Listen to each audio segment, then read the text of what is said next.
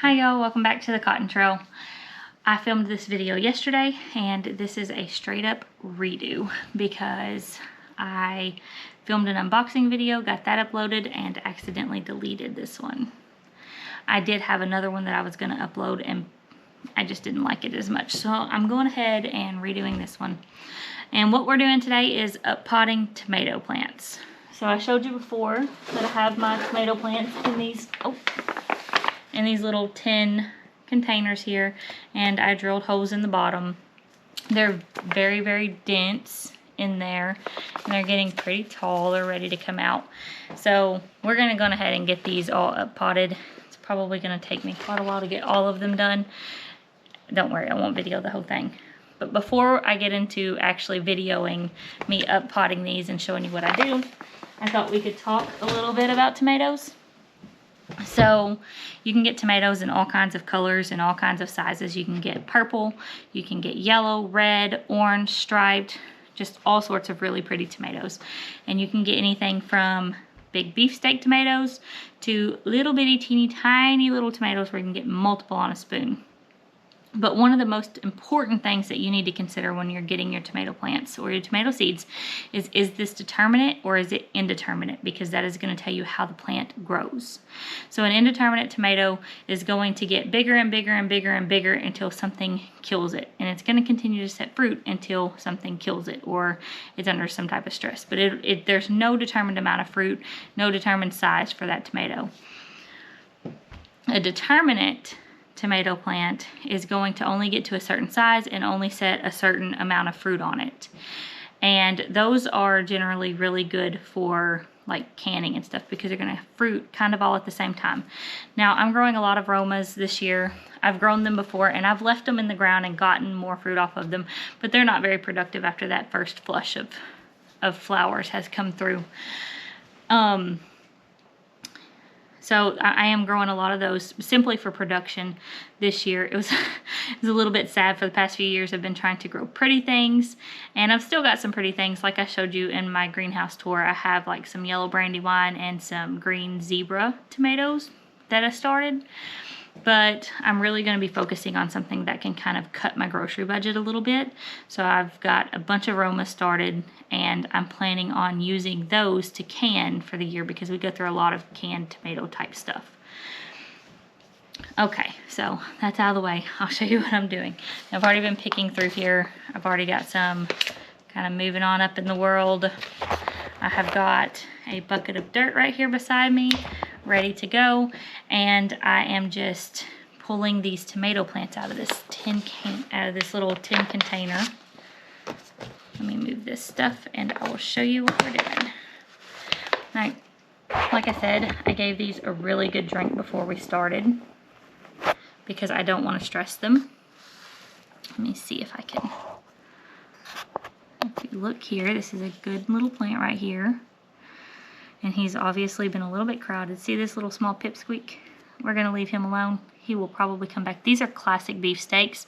These are an indeterminate variety, but we're going to take this dude right here and wiggle him real good. And he's going to resist. We're going to wiggle it really, really good. There we go.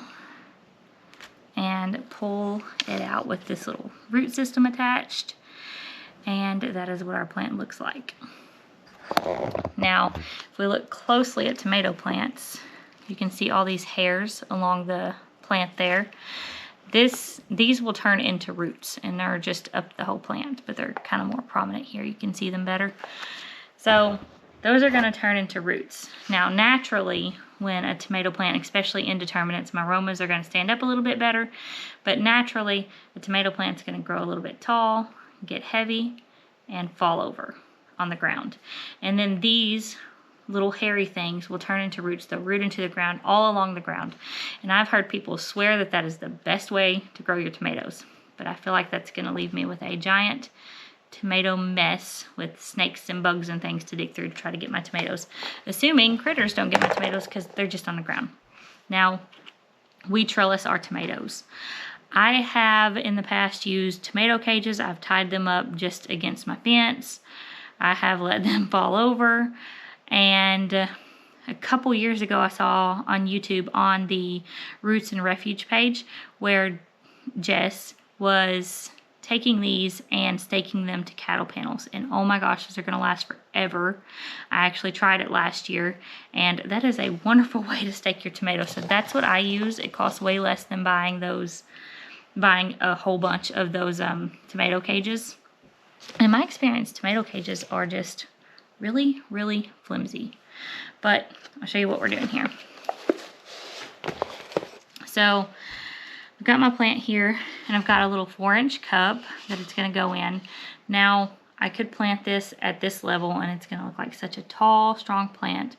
But I'm going to put, let me back you up here.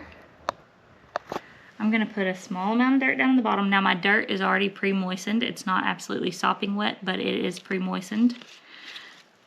And I'm going to put a little bit in the bottom of this cup here. Kind of get it ready. And I'm going to set this in there a little bit deeper. Now remember, all those little hairs on this plant are going to turn into roots. So this is going to give us a more robust root system. My plant will look a little bit shorter, and some people don't really care for, oh, but now my plant's smaller. And it's not smaller, it's just more of it in the ground, and that's okay. But we're going to go ahead and do this. Pack some dirt around it. And that's really all there is to it on potting these. And tomatoes are really, really kind of, they really want to live, and they have the ability to grow such a root system that they may kind of, you know, weigh down a little bit like this at first. But they're, for the most part, going to pop back as long as you didn't do something terribly atrocious to them. I had multiple tomato plants get completely decapitated, like the whole top of them gone last year, and they came back from being nothing.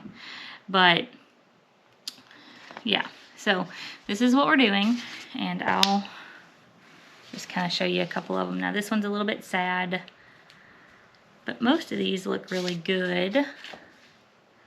And now that they're in their own little 4-inch pots, they're going to have a chance to kind of take off and not be so crowded, and they are going to fill out really, really quickly. And I'm going to start hardening them off, and we'll talk about hardening off in another video.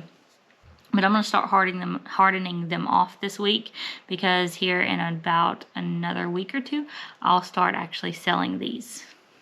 Now, I guess I need to actually work and quit talking, so I'm going to end this video. Thank you for coming and watching me pot these tomatoes today. I'll see you next time.